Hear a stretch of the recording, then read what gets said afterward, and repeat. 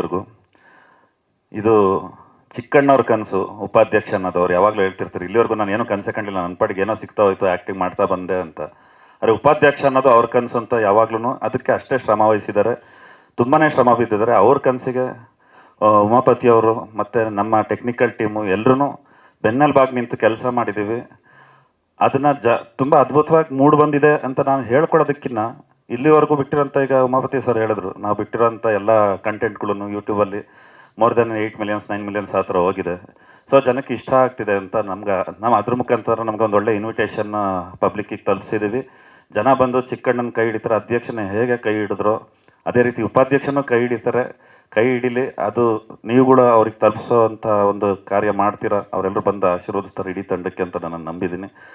ಇನ್ನು ಏನು ಸಿನಿಮಾ ಬಗ್ಗೆ ಜಾಸ್ತಿ ಹೇಳಲ್ಲ, ಅದ್ಭುತವಾಗಿ ಮೂಡಿ ಬಂದಿದೆ. 100% ಒಂದಂತೂ ಅಶ್ಯೂರೆನ್ಸ್ ಕೊಡ್ತೀನಿ. ಸಕ್ಸಸ್ ಮೀಟಲ್ಲಿ ಥ್ಯಾಂಕ್ಸ್ ಹೇಳೋದು ತುಂಬ ವಿಷಯಗಳಿದೆ, ತುಂಬ ಜನಗಳಿದ್ದಾರೆ, ತುಂಬ ವ್ಯಕ್ತಿಗಳಿದ್ದಾರೆ. ಅವ್ರಿಗೆಲ್ಲ ಸಕ್ಸಸ್ ಮೀಟಲ್ಲಿ ಹೇಳ್ತೀನಿ, ಅವತ್ತು ನಿಮ್ಮ ಜೊತೆ ಸೆಲೆಬ್ರೇಟ್ ಮಾಡ್ತೀನಿ. ಅಲ್ಲಿವರೆಗೂ ಜನ ಸಿನಿಮಾ ನೋಡಿ ಬೆನ್ ತಟ್ಲಿ ಅಂತ ಕೇಳ್ಕೊತೀನಿ. Thank you.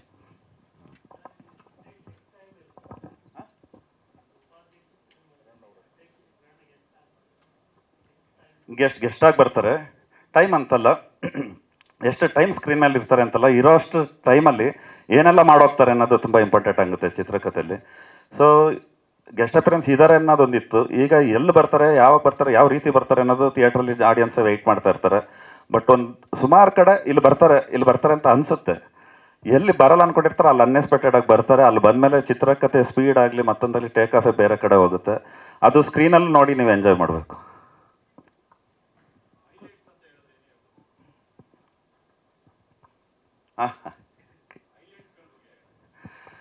ಸುಮಾರು ಹೈಲೈಟ್ಸ್ಗಳಿದೆ. ಏನಂದರೆ, ಈಗ ಅಧ್ಯಕ್ಷ ಸೀಕ್ವೆಲ್ ಆಗಿರೋದ್ರಿಂದ ಎಲ್ಲ ಅದೇ ಪಾತ್ರಗಳನ್ನ ತಗೊಂಡಿದ್ದೀವಿ. ಎಲ್ಲೂ ಡಿಸ್ಕನೆಕ್ಟ್ ಮಾಡಿದೆ, ಎಲ್ಲ ಕನೆಕ್ಟ್ ಮಾಡ್ತಾ ಹೋಗಿದ್ದೀವಿ.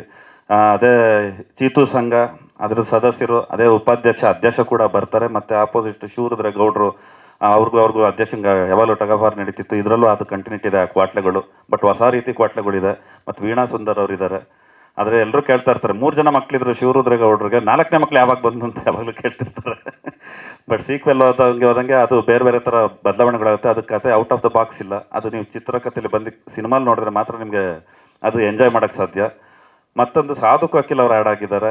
ಮತ್ತು ನಾವು ಸತ್ಯಜಿತ್ ಅವ್ರು ಇರಬೇಕಿತ್ತು, ಮತ್ತು ನಮ್ಮ ರಾಕ್ ಲೈನ್ ಸುಧಾಕರ್ ಅವ್ರು ಇರಬೇಕಿತ್ತು. ಅವ್ರು ಮಿಸ್ಸಿಂಗ್ ಆ್ಯಕ್ಚುಲಿ. ಅವ್ರಿದ್ರೆ ಇನ್ನೂ ಚೆನ್ನಾಗಿರ್ತಿತ್ತು ಅಂತ ನನ್ನ ಫೀಲು. ಅವ್ರನ್ನ ಮಿಸ್ ಮಾಡ್ಕೊಂಡಿದ್ದೀವಿ. ಅದು ಬಿಟ್ಟರೆ ಇಡೀ ಸಿನಿಮಾದಲ್ಲಿ ಪ್ರತಿಯೊಂದು ಸೀನು ಎಂಜಾಯ್ ಮಾಡ್ತಾರೆ.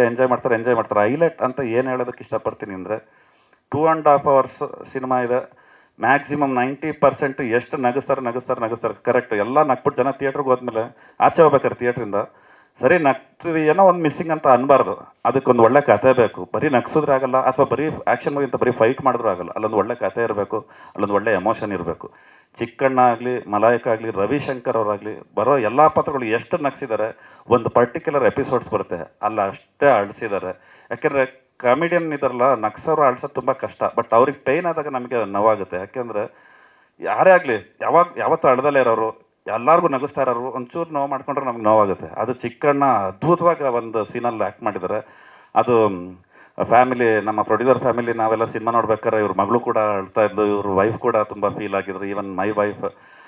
ನನಗೆ ಸೆಟ್ಟಲ್ಲೇ ಚಿಕ್ಕಣ್ಣ ಆ್ಯಕ್ಟ್ ಮಾಡ್ತೀರಾ ನನ್ನ ಕಣ್ಣಲ್ಲಿ ನೀರು ಬರ್ತಿತ್ತು. ಅದು ಅಷ್ಟು ಚೆನ್ನಾಗಿ ಆ್ಯಕ್ಟ್ ಮಾಡಿದ್ದಾರೆ. ನಮ್ಮ ಸಿನಿಮಾ ನಾವು ಹೇಳ್ಕೊಂಡ್ರೆ ಜಾಸ್ತಿ ನೋಸ್ಬೋದೇನೋ, ನಿಮಗೂ ಅದು ಫೀಲ್ ಆಗೇ ಆಗುತ್ತೆ. ಅಂದರೆ ನಾನು ಯಾಕೆ ಹೇಳ್ತಿದ್ದೀನಿ ಅಂದರೆ, ಕಾಮಿಡಿ ಎಂಟರ್ಟೈನ್ ಮಾಡೋ ಮುಖಾಂತರ ಒಂದು ಒಳ್ಳೆ ಫ್ಯಾಮಿಲಿ ಎಮೋಷನ್ ಹೇಳಿದ್ದೀವಿ. ಕುಟುಂಬ ಸಮೇತರಾಗಿ ನೋಡೋಂಥ ಸಿನಿಮಾ, ಎಲ್ಲ ಫ್ಯಾಮಿಲೀಸು ಬಂದು ನೋಡಬೇಕು ಅಂತ ಕೇಳ್ಕೊತೀನಿ. ಆ್ಯಕ್ಷನ್ ಇಲ್ಲ, ಆಕ್ಷನ್ ಬರೀ ಡೈರೆಕ್ಟರ್ ಹೇಳೋದು ಸರ್ ಅಷ್ಟೇ. ಹೌದು. ಹಾಂ ಸರ್. ಹಾಂ ಹಾಂ ಹಾಂ ಹಾಂ ಒಂದಷ್ಟು ಇದೆ ಸರ್, ಇಲ್ಲ ಅಂತಲ್ಲ. ಆದರೆ ಅದು ಅಷ್ಟೇ ಅದ್ಭುತವಾಗಿ, ಅಂದರೆ ಸುಮ್ಮನೆ ಏನೋ ಮಾಡಿ ಕೆಲವೊಂದ್ಸಲ ಅನಿಸುತ್ತೆ ಸ್ಪೂಫ್ ಮಾಡಿದ್ದಾರೆ, ಬಟ್ ಆ ಲೆವೆಲಿಗೆ ಬಂದಿಲ್ಲ, ಅಥವಾ ಅವ್ರು ಆ ಥರ ಮಾಡಿಲ್ಲ ಅಂತ. ಅದರಲ್ಲೂ ಒಬ್ಬ ಕಮಿಡಿಯನ್ನು ಆ ಥರ ಸೂಪರ್ ಸ್ಟಾರ್ ಮಾಡೋದಿದೆಯಲ್ಲ, ಅದು ಟಫೆಸ್ಟ್ ಜಾಬ್. ಈಗ ನೀವು KGF ನೋಡಿದ್ರಿ, ಅದು ಸುಮ್ಮನೆ ಏನೋ ಮಾಡಿದರೆ ಅನ್ಸಲ್ಲ. ಆಲ್ಮೋಸ್ಟ್ ಸೇಮ್ ಅದೇ ಥರ ಶಾರ್ಟು. ಆಮೇಲೆ ಚಿಕ್ಕಣ್ಣವರು ಆಲ್ಮೋಸ್ಟ್ ರಾಕಿಂಗ್ ಸ್ಟಾರ್ ಸ್ಟೈಲಲ್ಲೇ ಅವ್ರನ್ನು ಲುಕ್ ಕೊಟ್ಟಿದ್ದಾರೆ. ಕಾಮಿಡಿಯನ್ ಅನ್ಸಲ್ಲ, ಆ್ಯಕ್ಷನ್ ಹೀರೋ ಅಂತಾರೆ. ಆ ಥರ ಒಂದಷ್ಟು ಇದೆ. ಅದಕ್ಕೆ ಕತೆಗೆ ಸಂಬಂಧವಾಗಿದೆ. ಸುಮ್ಮನೆ ಏನೋ ಕಾಮಿಡಿ ಸಿನಿಮಾ ಅಂದ್ಬಿಟ್ಟು ಸ್ಪೂಫ್ ಅಂತ ಮಾಡಿದ್ದಲ್ಲ. ಅದರಲ್ಲಿ ವಿಷಯ ಇದೆ, ಅದು ವಿಷಯ ಈ 26ನೇ ತಾರೀಕು ರಿವೀಲ್ ಆಗುತ್ತೆ ಎಲ್ರಿಗೂ. Thank you.